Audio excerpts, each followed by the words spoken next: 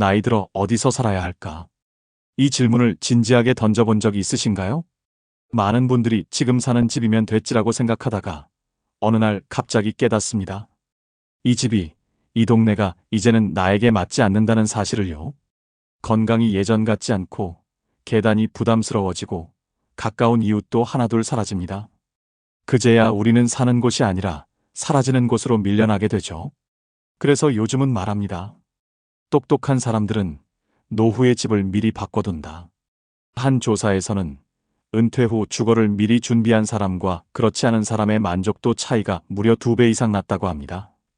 준비된 사람은 새로운 삶을 시작했고, 그렇지 않은 사람은 매일의 불편을 견디며 후회했습니다.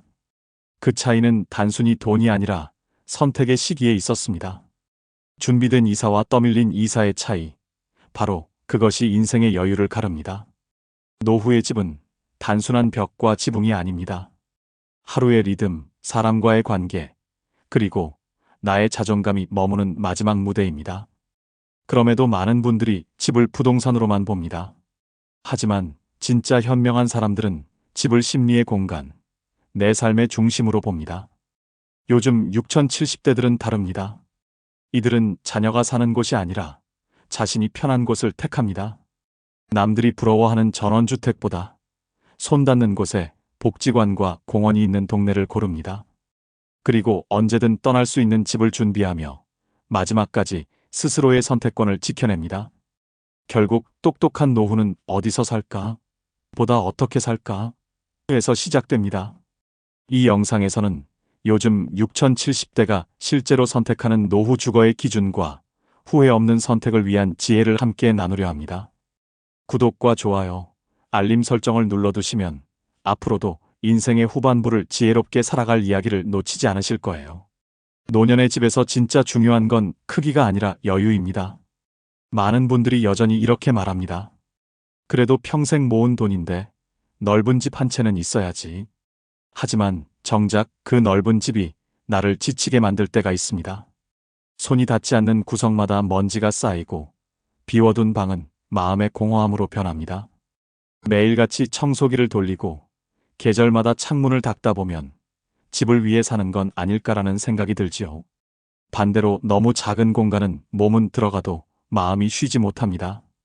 좁은 부엌에서 불편하게 움직이고 손님 한 명 부르기도 부담스러운 집은 결국 사라지는 곳이 됩니다. 그래서 노년의 집은 넓거나 작음이 아니라 내가 직접 돌볼 수 있는 크기가 가장 이상적입니다. 이건 단순히 편리함의 문제가 아니라 자존감과 독립성의 문제이기도 합니다. 누군가의 도움 없이 스스로 관리할 수 있다는 건 곧 나답게 살 수 있다는 의미이기 때문입니다. 실제로 한 노부부의 이야기를 들어보면 공감이 됩니다. 젊을 때는 자녀와 함께 살겠다는 마음으로 큰 집을 샀지만 자녀들이 모두 독립하고 나니 방이 3개나 비었습니다. 겨울에는 보일러비가 부담이 되고 여름에는 잡초가 무성한 마당이 일거리로 남았습니다. 결국 그 부부는 도심의 작은 아파트로 이사했죠. 처음엔 공간이 좁아 답답했지만 금세 깨달았습니다. 청소 한 번에 끝나는 집, 따뜻한 햇살이 드는 거실, 필요한 모든 게 손 닿는 거리. 그게 진짜 편안함이라는 걸요. 이렇듯 노년의 주거는 넓이의 체면보다 관리의 효율이 훨씬 중요합니다. 방은 2개 정도면 충분합니다. 한 방은 잠자는 공간으로, 다른 한 방은 나만의 취미방이나 쉼의 공간으로 꾸미면 됩니다. 거실은 햇살이 잘 드는 방향이 좋고 물건이 너무 많지 않게 비워둬야 합니다. 그 안에서 여유롭게 움직이고 스스로의 리듬을 유지할 수 있을 때 비로소 그곳이 진짜 내 집이 됩니다. 혹자는 이렇게 말합니다. 그래도 손님이 오면 넓은 집이 좋지 않나? 하지만 현실은 다릅니다. 노년에는 손님이 매일 오는 게 아니라 나 스스로를 맞이하는 시간이 훨씬 더 많습니다. 따라서 누굴 위해 꾸민 집이 아니라 나를 위한 집을 만드는 게 현명한 선택입니다. 결국 노후의 집은 크기가 아니라 마음이 쉴 수 있는 여유의 크기로 결정됩니다. 넓은 집은 체면을 세워주지만 작은 집은 마음을 지켜줍니다. 내 손이 닿는 거리 안에서 모든 것이 해결되는 삶, 그게 진짜 여유로운 노후입니다. 다음은 2번째 이야기로 이어집니다. 병원보다 복지관 옆이 진짜 노후의 명당이라는 이유를 함께 살펴보겠습니다. 나이 들수록 중요한 건 병원이 가까운 곳이 아니라 사람의 온기가 있는 곳입니다. 많은 분들이 병원 근처면 안심이지라고 생각하지만 병원은 아플 때만 찾는 곳입니다. 진짜 노후의 명당은 매일 나를 움직이게 하고 누군가와 마주하게 만드는 복지관 옆 동네입니다. 복지관은 단순히 도움을 받는 곳이 아닙니다. 그곳은 배우고 나누고 웃을 수 있는 삶의 에너지 센터입니다. 한 조사에서는 노년층의 우울감이 복지관 정기 이용자보다 미이용자에게서 3배 이상 높게 나타났다고 합니다. 병원은 몸을 치료하지만 복지관은 마음을 회복시킵니다. 그 차이는 생각보다 큽니다. 예를 들어 매일 같은 시간 복지관에서 요가를 하는 70대 여성은 말합니다. 예전엔 하루 종일 집에만 있으니 병이 생겼어요. 그런데 요가를 하러 나오기 시작하니 몸보다 마음이 먼저 좋아졌어요. 이건 단순히 운동의 효과가 아닙니다. 사람들과 인사를 나누고 함께 웃고 누군가 기다려주는 공간이 있다는 것. 그게 바로 삶의 회복력입니다. 복지관 근처에는 다양한 프로그램이 있습니다. 건강체조, 요리교실, 미술 수업, 스마트폰 교실까지 무엇보다 대부분이 무료이거나 아주 저렴합니다. 경제적 부담 없이 배울 수 있고 같은 세대의 사람들과 자연스럽게 어울릴 수 있습니다. 이런 환경이 바로 노년의 자존감과 활력을 되살려줍니다. 반대로 병원 주변에 산다는 건 어떤 의미일까요? 병원은 늘 긴장과 불안을 품은 공간입니다. 사람들이 웃는 곳이 아니라 기다림과 걱정이 가득한 곳이죠. 아플 때 의지할 곳은 필요하지만 매일 그 주변에서 사는 건 마음을 닫게 만듭니다. 병원은 필요할 때 찾는 곳이지 삶의 중심이 되어선 안 됩니다. 물론 이런 말도 나옵니다. 그래도 혹시 모르니 병원은 가까워야지. 맞습니다. 하지만 그 가까움의 기준이 다릅니다. 걸어서 15분 거리면 충분합니다. 오히려 매일 웃고 배우고 관계 맺을 수 있는 복지관이 바로 옆에 있는 것이 진짜 건강보험보다 강한 행복보험입니다. 노후의 삶은 약으로 유지되지 않습니다. 사람이 약이고 대화가 치료입니다. 복지관은 그런 삶의 약국입니다. 그 안에서 우리는 나이와 상관없이 여전히 세상 속의 한 사람으로 존재할 수 있습니다. 결국 병원 옆보다 복지관 옆이 진짜 노후의 명당입니다. 건강을 관리하는 곳보다 삶을 살아가게 하는 곳이 내 집 근처에 있을 때 그곳이 바로 평생 살고 싶은 동네가 됩니다. 다음은 세 번째 이야기로 이어집니다. 자녀와 이웃, 가까울수록 좋다고 믿었던 관계의 거리에 대해 함께 이야기해 보겠습니다. 나이 들어서 가장 어려운 일은 사람과의 거리를 조절하는 일입니다. 가까이 있으면 부담이 되고 멀리 있으면 외로워집니다. 그 사이에서 적당한 거리를 찾는 것이 바로 노년의 지혜입니다. 특히 자녀와의 관계가 그렇습니다. 많은 부모들이 이렇게 말하죠. 아들, 딸 가까이 살아야 든든하지. 하지만 막상 가까이 살다 보면 사소한 일로 마음이 다칠 때가 많습니다. 생활 습관이 다르고 말투가 다르고 기대가 다릅니다. 처음엔 서로 도와주려 했던 관계가 어느새 간섭과 피로로 변하곤 합니다. 한 어르신은 이런 경험을 들려주었습니다. 퇴직 후 자녀 집 근처로 이사를 갔지만 손주를 봐주는 일이 일상이 되었습니다. 처음엔 가족이 가까워 좋다며 웃었지만 어느새 스스로의 시간이 사라졌죠. 나는 늘 도와주고 있는데 고맙다는 말보다 오늘도 봐줄 수 있죠? 라는 말이 먼저 나오더라고요. 그분은 결국 2년 만에 자녀 집에서 조금 떨어진 동네로 옮겼습니다. 그리고 그제야 말했습니다. 이제야 서로가 편해졌어요. 자녀와의 거리는 마음이 닿을 만큼, 생활은 겹치지 않을 만큼이 가장 좋습니다. 필요할 때는 도와주되 서로의 일상에 깊게 얽히지 않는 거리. 그게 바로 사랑을 오래 지키는 기술입니다. 효도는 가까움에서 나오지 않습니다. 존중과 여유에서 나옵니다. 이웃과의 관계도 마찬가지입니다. 혼자 사는 노년의 삶에서 이웃의 존재는 생각보다 큽니다. 문 앞에서 나누는 인사 한마디, 엘리베이터 안의 짧은 대화가 하루의 온도를 바꿉니다. 그렇다고 지나친 의존은 금물입니다.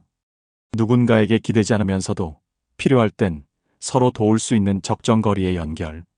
이게 바로 외로움 없는 독립의 비밀입니다. 물론 이런 말도 나옵니다.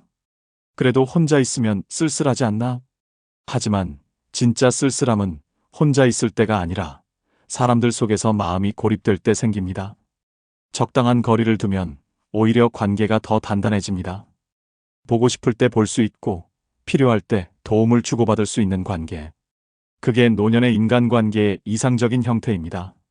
결국 인생의 후반부는 관계의 양이 아니라 질입니다. 누가 내 곁에 있느냐보다 서로에게 부담이 없는 거리가 더 중요합니다.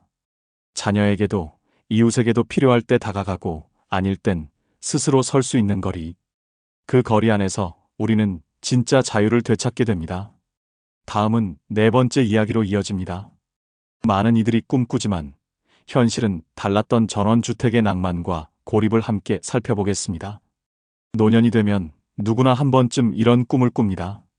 시골에 조용한 집 한 채 짓고 자연 속에서 여유롭게 살고 싶다. 그림처럼 펼쳐지는 전원 생활은 늘 낭만적으로 들립니다. 하지만 막상 그 안으로 들어가 보면 현실은 전혀 다릅니다. 고요함은 때로 외로움으로 변하고 여유는 노동이 되며 풍경은 아름답지만 손 하나 까딱할 사람 없는 날들이 이어집니다. 한 부부의 이야기가 있습니다. 퇴직 후 도시의 소음에서 벗어나고 싶어 강가 근처의 전원주택으로 이사했습니다. 처음엔 새소리와 바람소리에 감탄하며 이게 진짜 인생이다라며 웃었죠. 하지만 겨울이 되자 보일러가 고장나고 눈이 쌓인 마당을 치울 힘이 없었습니다. 마트까지 차로 30분, 병원은 1시간 거리, 택배는 오지 않는 날도 많았습니다. 그 부부는 결국 3년 만에 도시에 있는 작은 아파트로 돌아왔습니다. 풍경은 아름다웠지만 마음은 점점 다쳐갔어요. 그 말엔 전원 생활의 낭만이 현실로 바뀌는 순간의 무게가 담겨 있습니다. 노년의 주거에서 가장 중요한 건 경치가 아니라 접근성입니다. 버스 정류장이 가깝고 병원과 시장, 복지관이 도보로 닿는 거리 안에 있어야 삶의 리듬이 유지됩니다. 전원 생활이 젊은 시절엔 도전이었다면 노년엔 고립이 되기 쉽습니다. 혼자서 해결해야 할 일이 많아질수록 삶은 점점 피로해집니다. 물론 이런 말도 있습니다. 그래도 자연이 주는 위로는 다르지 않나? 맞습니다. 하지만 자연의 위로는 잠시고 사람의 기척은 매일입니다. 한 번의 멋진 노을보다 매일 인사할 수 있는 이웃이 훨씬 중요합니다. 내가 아플 때 불을 켜줄 사람이 가까이에 있고 눈 오는 날 함께 눈을 치워줄 손이 있다는 것. 그게 진짜 안심입니다. 노년의 주거에서 고요함은 반드시 안정감과 함께 있어야 합니다. 아무리 경치가 좋아도 누군가 내 안부를 물어줄 수 없는 곳이라면 그건 평화가 아니라 고립입니다. 사람이 오가고 불빛이 있는 동네, 그곳이 진짜 노후의 명당입니다. 결국 오래 살 수 있는 집은 풍경이 좋은 곳이 아니라 사람의 온기가 있는 곳입니다. 고요함보다 중요한 건 연결입니다. 노년의 행복은 세상과의 거리를 줄이는 순간 시작됩니다. 다음은 5번째 이야기로 이어집니다. 약보다 좋은 환경 치료제, 걷기 좋은 동네가 왜 노후의 생명선이 되는가를 함께 살펴보겠습니다. 노년의 건강은 의지로 지켜지는 것이 아니라 환경이 만들어줍니다. 아침에 눈을 뜨면 창밖에 햇살이 들어오고 집을 나서면 걸을 길이 있다는 것. 그 단순한 구조가 삶의 질을 결정합니다. 병원보다 더 큰 힘을 가진 건 바로 걷기 좋은 동네입니다. 한 연구에서는 이런 결과가 있었습니다. 매일 30분 이상 걷는 노인은 그렇지 않은 노인보다 평균 수명이 7년 길다. 그런데 이건 단순히 운동량의 문제가 아닙니다. 걷기 좋은 환경이 있다는 건 그만큼 살고 싶게 만드는 동네라는 뜻입니다. 햇살이 비추고 나무가 있고 사람들이 오가는 길이 있다는 건 몸보다 마음을 먼저 일으켜 세우는 힘이 있습니다. 예를 들어 서울 은평구의 한 공원 옆 아파트 단지에 사는 70대 부부는 이렇게 말했습니다. 하루 1시간씩 산책을 나가요. 비가 오면 우산을 쓰고 눈이 오면 장갑을 끼죠. 이 길이 있어서 병원보다 마음이 훨씬 건강해졌어요. 이 부부에게 걷기는 단순한 운동이 아니라 삶의 리듬이 되었습니다. 걷는 동안 부부는 대화를 나누고 서로의 속도를 맞추며 하루를 정리합니다. 그 길이 바로 두 사람의 건강보험이자 마음의 병원입니다. 반면 걷기 어려운 환경은 노년의 몸과 마음을 닫게 만듭니다. 차만 다니는 도로, 좁은 인도, 계단 많은 구조는 외출을 막고 결국 움직이지 않는 습관을 만들죠. 움직임이 줄면 대화가 줄고 대화가 줄면 웃음도 사라집니다. 결국 걷지 않는 노년은 살아있는 듯하지만 세상과 점점 멀어집니다. 혹자는 이렇게 말합니다. 그래도 병원 가까운 게 더 중요하지 않나? 물론 필요합니다. 하지만 병원은 아플 때만 갑니다. 공원은 매일 갑니다. 병원은 치료를 주지만 공원은 예방을 줍니다. 매일의 걷기가 약보다 강한 이유가 바로 여기에 있습니다. 걷기 좋은 동네의 또 다른 장점은 사람을 연결한다는 것입니다. 매일 같은 시간, 같은 길을 걷다 보면 자연스럽게 인사하는 얼굴들이 생깁니다. 그 작은 인사가 하루의 활력이고 외로움을 막는 방패가 됩니다. 한 번의 웃음, 한마디의 대화가 그날의 기분을 바꿉니다. 그게 바로 노년의 마음을 지키는 진짜 환경치료제입니다. 결국 노후 주거를 고를 때는 병원까지 몇 분 거리인가 보다 걸을 길이 있는가를 먼저 봐야 합니다. 바람이 통하고 나무가 있고 발이 자연스럽게 나서는 길. 그 길이 곧 나를 오래 살게 하는 길입니다. 다음은 6번째 이야기로 이어집니다. 노후의 집은 단순한 공간이 아니라 비상금 통장, 팔릴 수 있는 집이 되어야 하는 이유를 함께 살펴보겠습니다. 나이 들어서 집은 단순히 머무는 공간이 아닙니다. 언제든 인생의 변수를 감당할 수 있는 비상금 통장이 되어야 합니다. 우리는 종종 이제 이사할 일은 없겠지라고 생각하지만 노년의 삶은 예측할 수 없는 일로 가득합니다. 건강 문제, 배우자와의 이별, 돌봄 비용, 혹은 갑작스런 생활 변화. 이런 상황이 닥쳤을 때 집이 팔리지 않는다면 그 순간부터 집은 안식처가 아니라 족쇄가 됩니다. 실제로 이런 사례가 있습니다. 시골 외곽에 단독주택을 지은 한 부부는 도시에서 벗어나 평화로운 노후를 꿈꾸었습니다. 하지만 몇 해 지나지 않아 남편의 건강이 나빠졌고 병원 방문이 잦아지면서 생활이 점점 어려워졌습니다. 집을 팔고 도심으로 옮기려 했지만 찾는 이가 없었습니다. 집이 너무 외지고 관리비가 많이 들어요. 중개인의 한마디에 그들은 현실을 깨달았습니다. 결국 집은 팔리지 않았고 병원비를 감당하기 위해 대출을 받아야 했습니다. 이 부부에게 집은 재산이 아니라 짐이 되어버렸습니다. 노후의 주거는 정착보다 이동성을 고려해야 합니다. 언제든 팔 수 있고 옮길 수 있는 구조가 되어야 합니다. 팔리지 않는 집은 평생의 자산을 가두는 벽이 됩니다. 살기 편한 집도 좋지만 팔기 쉬운 집이 진짜 안전한 집입니다. 이런 말도 들리죠? 그래도 정든 집인데 쉽게 떠날 수 있나? 물론 떠남은 쉽지 않습니다. 하지만 노년의 자유는 떠날 수 있는 가능성에서 시작됩니다. 언제든 내 발로 선택할 수 있다는 마음, 그게 바로 불안하지 않은 노후의 핵심입니다. 떠날 수 없다는 생각이 들면 그 집은 이미 나를 붙잡고 있는 겁니다. 따라서 노후의 집을 고를 때는 이런 기준이 필요합니다. 교통 접근성, 주변 생활시설, 관리비 구조, 그리고 매매 수요. 이 네 가지는 단순한 부동산 팁이 아니라 삶의 유연성을 확보하는 장치입니다. 집은 삶을 담는 그릇이지만 때로는 인생을 구하는 열쇠가 되기도 합니다. 팔 수 있다는 건 단순히 현금화의 문제가 아닙니다. 그건 자립의 자유를 지키는 일입니다. 누군가의 도움을 기다리지 않고 스스로 결정할 수 있는 힘. 그 힘은 결국 유동성에서 나옵니다. 결국 노년의 집은 머물기 좋은 곳이 아니라 떠날 수 있는 집이어야 합니다. 떠날 수 있을 때 진짜 머무를 수 있고 놓을 수 있을 때 마음은 오히려 더 편안해집니다. 다음은 7번째 이야기로 이어집니다. 편안하지만 자유가 없는 실버타운과 요양원. 그 안에 숨은 진짜 문제를 함께 살펴보겠습니다. 많은 분들이 노후 주거로 실버타운이나 요양원을 떠올립니다.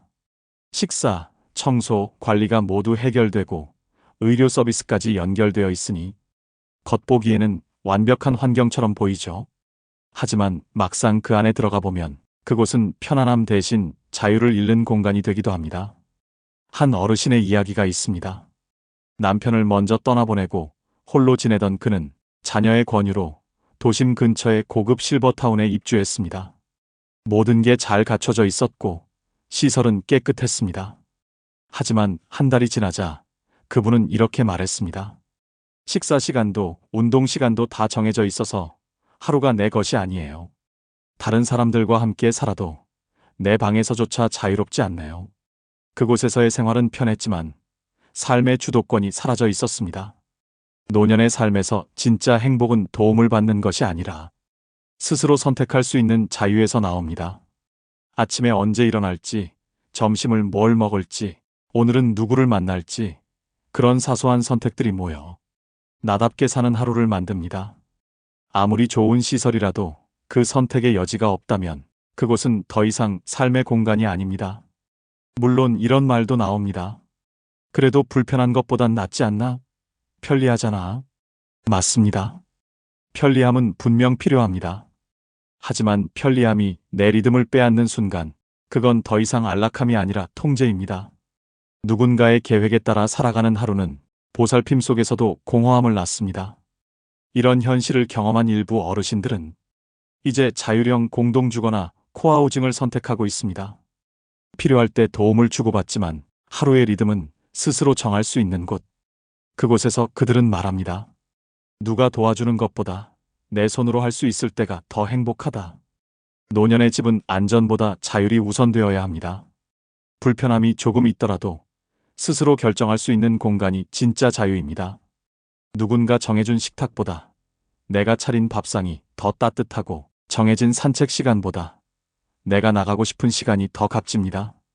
삶의 품격은 누가 돌봐주는가가 아니라 내가 나를 돌볼 수 있는가에서 결정됩니다. 결국 실버타운은 편리하지만 그 안에는 정해진 삶이 있습니다. 반면 약간의 불편을 감수하더라도 스스로의 선택권을 유지할 수 있다면 그게 바로 존엄한 노후의 시작입니다. 다음은 8번째 이야기로 이어집니다. 혼자지만 혼자가 아닌 삶, 공동체 주거가 노후의 새로운 해답이 되는 이유를 함께 살펴보겠습니다. 요즘 노년 세대 사이에서 새롭게 떠오르는 주거 형태가 있습니다. 바로 공동체형 주거, 즉 혼자지만 혼자가 아닌 삶을 위한 공간입니다. 각자의 방은 독립되어 있지만 식사와 운동, 취미 공간은 함께 나누는 구조죠. 이곳에서는 누군가와 부대끼지 않으면서도 필요할 때 언제든 도움을 주고받을 수 있습니다. 혼자 살아도 사람의 기척이 느껴지는 환경, 그게 바로 현대 노년의 새로운 행복 방식입니다. 예를 들어 서울 근교의 한 공동주거형 실버하우스에 사는 60대 여성은 말합니다. 예전엔 아파트에서 하루 종일 말 한마디 없이 지냈어요. 지금은 아침에 커피 한잔 하면서 옆방 친구와 인사를 나눠요. 식사도 같이 하니까 외롭지 않고 불편할 일도 줄었어요. 그녀는 돌봄이 아니라 관계를 얻었습니다. 서로의 일상에 가볍게 참여하면서도 각자의 자유는 그대로 지킬 수 있기 때문입니다. 이런 공동체형 주거는 단순한 주택이 아닙니다. 그 안에는 경제적, 정서적, 사회적 안정이 함께 들어 있습니다. 식사 공간을 공유하면 생활비를 줄일 수 있고 운동이나 문화활동을 함께하면 건강을 지킬 수 있습니다. 무엇보다 외로움이 줄어듭니다. 누군가의 발자국 소리가 들리고 불이 켜진 창문이 보이는 것만으로도 사람은 마음의 안정을 얻습니다. 반대로 완전히 혼자 사는 노년의 주거는 점점 고립의 위험이 커집니다. 특히 독거노인의 경우 응급 상황이 발생했을 때 대처가 어렵고 사회적 관계가 끊기면 정신적 건강도 빠르게 악화됩니다. 공동체 주거는 이런 문제를 예방할 수 있는 현실적인 대안입니다. 누군가와의 연결은 단순한 편안함이 아니라 생존의 조건이 되기도 합니다. 물론 이런 의견도 있습니다. 같이 살면 불편하지 않나? 혼자 있는 게 속 편하지. 그 말에도 일리가 있습니다.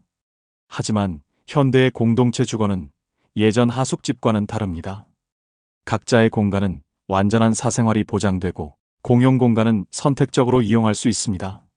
즉 함께할 자유와 혼자 있을 자유가 모두 보장된 구조입니다. 이런 환경에서 사람들은 말합니다. 누구에게 의존하지 않으면서도 혼자가 아닌 게 좋아요. 이 한마디가 바로 공동체 주거의 핵심입니다. 나이 들어서 필요한 건 누군가의 돌봄이 아니라 함께 살아있다는 실감입니다. 결국 인생의 마지막 집은 누구와 함께 살아갈 것인가를 기준으로 선택해야 합니다. 벽이 두꺼운 집보다 마음이 열리는 집이 더 오래갑니다. 누군가의 웃음소리, 저녁의 불빛, 문 두드리는 소리 하나가 그날의 외로움을 없애주니까요. 이제까지의 이야기를 돌아보면 결국 노년의 집은 단순한 공간이 아닙니다. 그 안에는 삶의 방식, 관계의 거리, 마음의 자세가 모두 담겨 있습니다. 나이 들어 진짜 중요한 건 좋은 집이 아니라 나를 지킬 수 있는 집입니다. 누군가 정해준 곳에서 사는 것이 아니라 내가 선택한 공간에서 내 리듬대로 살아가는 것. 그게 바로 존엄한 노후의 시작입니다. 우리는 평생 누군가를 위해 살아왔습니다. 가족을 위해, 자녀를 위해, 사회의 기준에 맞추며 살아왔죠. 하지만 이제부터의 집은, 이제부터의 인생은 누구를 위해서가 아니라 나를 위해 만들어야 합니다. 내가 편안하고, 내가 자유롭고, 내가 행복해야 비로소 다른 관계도 따뜻해집니다. 노년의 집은 크지 않아도 됩니다. 창문을 열면 바람이 통하고, 문을 나서면 걷는 길이 있고, 불빛이 있는 이웃이 곁에 있다면 그곳이 바로 명당입니다. 병원보다 복지관이, 고요한 산보다 사람의 온기가 인생의 마지막 무대를 따뜻하게 채워줍니다. 그리고 가장 중요한 건 선택의 힘을 놓치지 않는 것입니다. 집을 옮길 때도, 관계를 정리할 때도 누구의 결정이 아니라 내가 결정하는 삶을 지켜야 합니다. 스스로 선택하는 순간, 그 어떤 환경에서도 인생은 여전히 내 것이 됩니다. 나이 든다는 건 불편해지는 게 아니라 내게 진짜 필요한 것을 알아보는 능력이 깊어지는 과정입니다. 그래서 요즘의 똑똑한 6070세대는 남들이 부러워하는 집이 아니라 자신의 리듬에 맞는 집을 선택합니다. 그곳이 바로 그들의 평화와 자존이 머무는 자리이기 때문입니다. 오늘 이야기 어떻게 들으셨나요? 노후의 집을 고르는 일은 단순한 부동산의 문제가 아니라 내 인생의 마지막 챕터를 설계하는 일입니다. 혹시 지금 머무는 집이 불편하거나 이곳이 나에게 맞을까? 하는 고민이 든다면 지금이 바로 생각을 바꿀 시간입니다.